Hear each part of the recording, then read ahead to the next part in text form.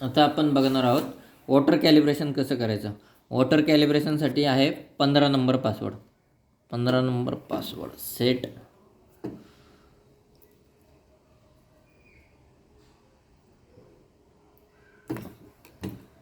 पंधरा number password टाकायचा.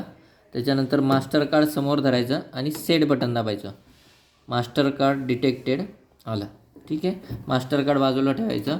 Auto calibration yes करायचं. यस केल्यानंतर सेट बटन दाबायचं. सेट केल्यावरती आलं आहे water volume litre. Water volume litre इथं 5 आहे, म्हणजे तुमच्याकडे जे कॅन किंवा जार किती लिटरचं आहे तेवढ्या लिटरचं आपण इथं व्हॅल्यू टाकायची. आता इथं 5 आहे, आपण 20 लिटर टाकूया इथं. इथं झालं 20 झाल्यानंतर सेट बटन दाबायचं आहे. सेट बटन दाबल्यानंतर 2 नंबरचं बटन दाबायचं. इथं आलं पल्स काउंट, इथं आलं टाईम काउंट. 2 नंबरचं बटन दाबायचं. 2 नंबरचं बटन दाबल्यानंतर टाईम काउंट आणि पल्स काउंट चालू होईल आणि तिकडे पाणी पडायला सुरुवात होईल.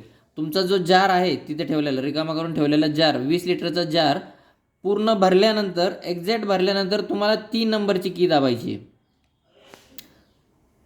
समजा तो जार आता 25 सेकंदाला भरणार आहे, तर मी बरोबर 25 सेकंदाला 3 नंबरची की दाबून बंद करणार.